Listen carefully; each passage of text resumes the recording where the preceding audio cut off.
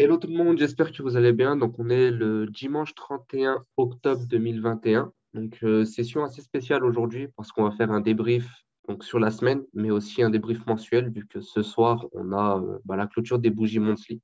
Avant de commencer, je vous avertis juste, je vous refais le petit message par rapport au canal Telegram. Je vous invite à rejoindre le canal Telegram. Donc, pour ceux qui sont sur YouTube, vous l'aurez en bio directement. Et pour ceux qui sont sur nos différents réseaux sociaux, eh ben, en général, vous pouvez le trouver auprès de moi directement en privé ou dans les biographies sur mes différents réseaux sociaux. Donc, première chose à voir, ça va être GBP USD.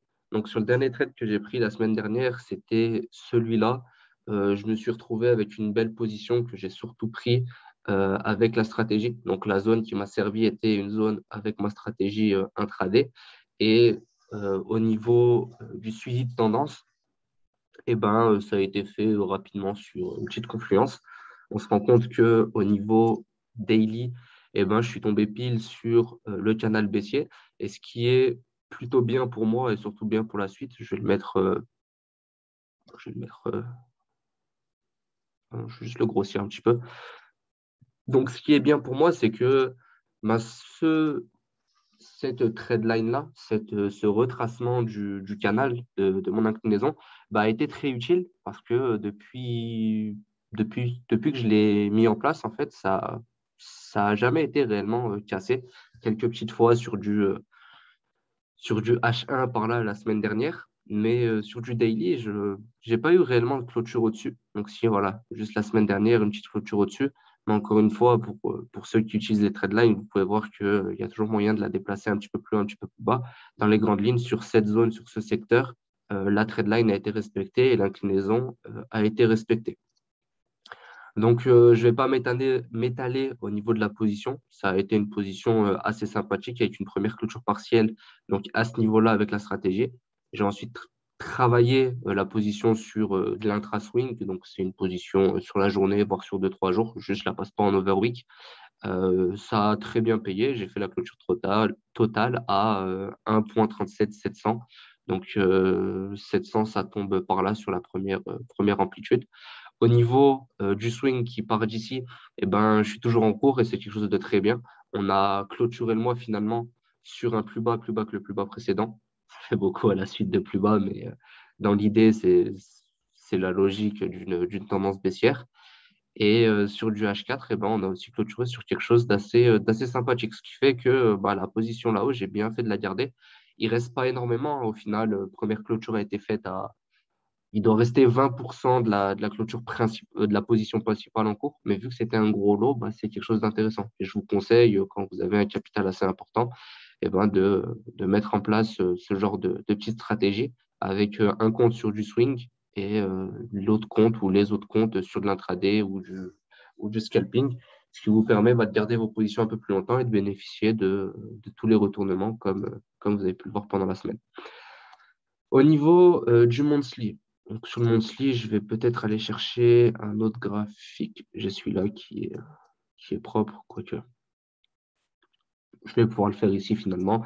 Donc au niveau du monthly, on est toujours bon de ce côté-là. Et en réalité, je peux même rester sur du weekly. Ça ne va pas être dérangeant puisque ça me permet de continuer dans ce qui était mon plan de base. Donc pas besoin forcément de trop m'embêter, on va dire. Euh, je ne sais pas si j'en ai parlé, mais je pense en avoir parlé en début de semaine de cette configuration-là, donc avec le doji, le rejet, et finalement le prix qui était censé bien partir à la baisse après qu'on ait rejeté la bande de Bollinger, donc la genre de cassure pullback. Donc pour le moment, le plan est toujours valable. Si je dois donner une zone par rapport à mon swing principal, ce serait le plus bas précédent. Donc, premièrement, cette zone de range. Dès qu'on arrive dessus, je pourrais commencer peut-être à vouloir clôturer la totalité de mon trade. Et ensuite, pourquoi pas viser un plus bas que le plus bas précédent, c'est-à-dire ici, aller chercher encore un peu plus bas. Pour ça, je vais simplement placer mon canal à ce niveau-là et ça me donnerait une zone cible dans ce secteur-là, voire même une zone optimale de ce côté-là. Tant que je ne suis pas arrivé au minimum ici et au mieux à ce niveau-là, j'essayerai de tenir le plus longtemps possible ma position. Au niveau de GBP/JPY, c'est un peu différent, mais encore une fois, je reste plus ou moins satisfait de la fin de semaine dernière, tout simplement parce qu'en monthly, on se rend compte qu'on a clôturé un petit peu trop. C'est, on va dire que là, je serais sur une espèce de double bottom, peut-être en weekly, ou time frame un peu plus basse. Ta, ta, ta, ta, ta. Non, même pas. Donc, même en weekly, je suis au-dessus. Donc, assez dérangeant parce qu'on doit attendre une nouvelle tendance. Mais en réalité, la configuration ici m'intéresse grandement. Donc, ça, je suis persuadé d'en avoir parlé. Bougie haussière, bougie baissière et doji pour une vente et bougie baissière, bougie haussière et doji pour un achat. Donc là, c'est une configuration qui m'intéresse bien. Comme je l'ai dit, ce n'est pas une confirmation pour prendre une position, surtout pas en weekly parce que c'est quelque chose d'assez large. En weekly, il y a des mèches, etc. C'est bête de se positionner là-dessus. Mais par contre, si je suis déjà en cours, c'est une confirmation pour garder ma position. D'autant plus qu'on va être sur une clôture weekly. Donc, c'est pour moi, clôture monthly, désolé. Donc, c'est pour moi quelque chose d'intéressant. Ce qui fait que je vais garder mon swing, celui qui part d'ici et qui est très en place. Et bah, je vais juste rester là-dessus. Au niveau des SL, bah, j'ai pris celui-là et celui-là la semaine dernière. Assez dégoûté parce que surtout pour celui-ci, c'est un SL assez bête, mais ça fait partie du jeu quand on a une stratégie. Je veux vérifier si j'avais pas une vente à un autre endroit. Et non, j'avais potentiellement une vente ici que j'ai pas pu prendre, mais qui aurait été très sympathique à récupérer. Et ensuite, bah, c'est plus ou moins tout. Donc, rien de bien fou. Sur le long terme, je reste, que ce soit sur GBP/USD ou GBP/JPY, vendeur. Mais à l'heure actuelle, sur GBP/JPY, je pourrais avoir un achat.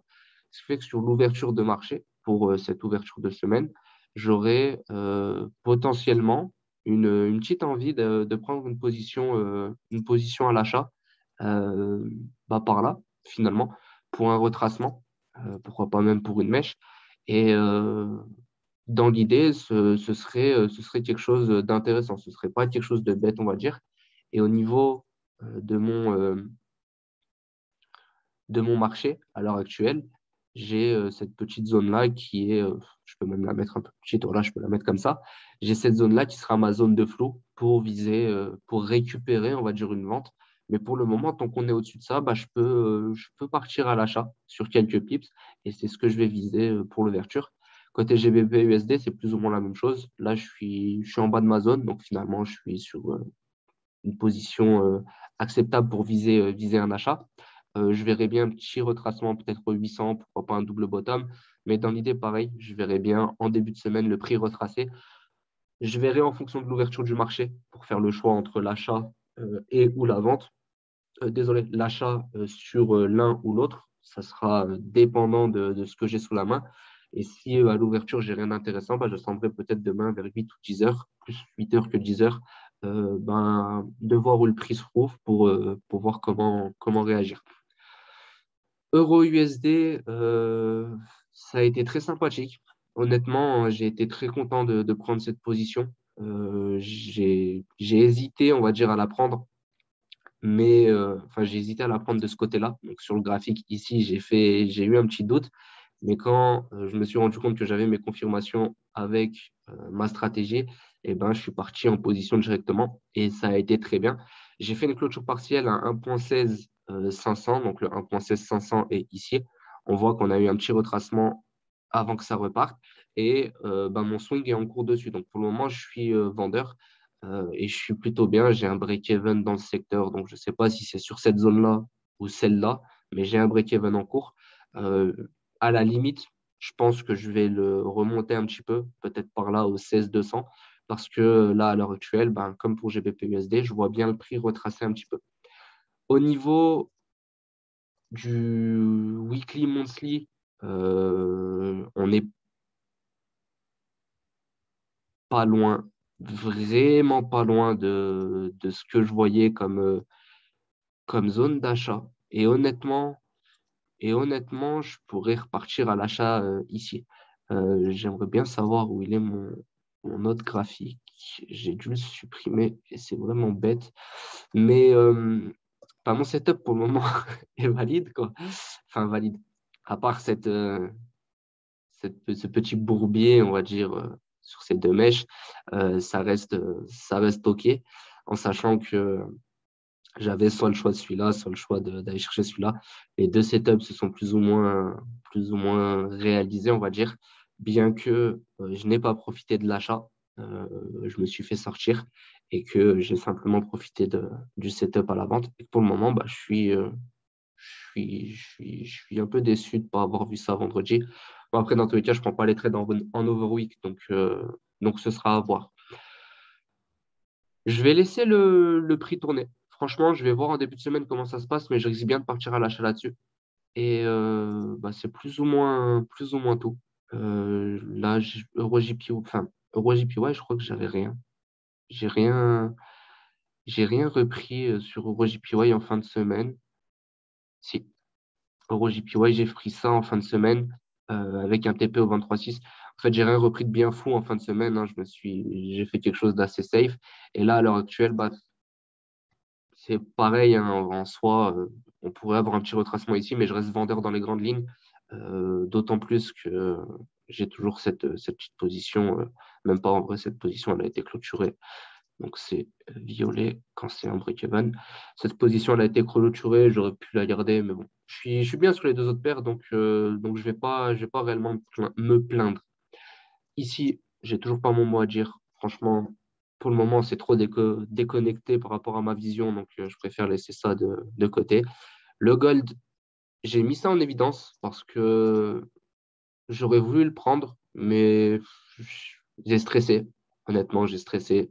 C'est arrivé au 18-10. Je me suis dit, ça fait déjà 2 fois cette semaine que je le prends ici, autant laisser passer. Et bah, je regrette un peu parce que ça a très bien payé. Par contre, ce qui est intéressant là vis-à-vis de la configuration, c'est que on tombe sur une zone potentiellement intéressante pour un retracement. Je tombe sur quelque chose d'assez similaire avec Euro USD. Donc, dans l'idée, si le prix se met à retracer, pourquoi pas, m'aider du mouvement gold pour aller chercher la vente sur Euro USD. Et au niveau de l'US Oil, j'ai toujours ma position avant ici en cours, donc c'est assez intéressant. J'ai pas grand-chose à ajouter par rapport au plan de la dernière fois. On a tapé la troisième touche, donc une, deux, trois sur la trade line. C'est tout ce qu'il y a à dire là-dessus. Je laisse le swing tourner. J'ai engrangé quelques profits déjà, donc c'est plutôt cool pour moi. Et ici, ben, c'est toujours pareil, hein. Je suis en position. Je vais laisser ça tourner. On verra ce qui se passe. On verra ce qu'il en est dans les jours à venir. Donc, voici plus ou moins mon plan sur le début de semaine. Euh, je vais laisser les premières bougies passer. Je vais vraiment laisser les premières bougies H1, H4 se faire, voire même les premières bougies daily, bougies et mèches daily se créer pour vous refaire un petit débrief peut-être mercredi sur le marché, euh, pour la direction que je prendrai bien au niveau du mois. Et pour le suivi de ce que je viens de vous dire par rapport aux potentielles positions de début de semaine, bah, je vous ferai un petit retour demain matin sous forme de vidéo sur le canal Telegram à ce sujet, en sachant que je vois bien vraiment soit GU, soit GJ partir à l'achat.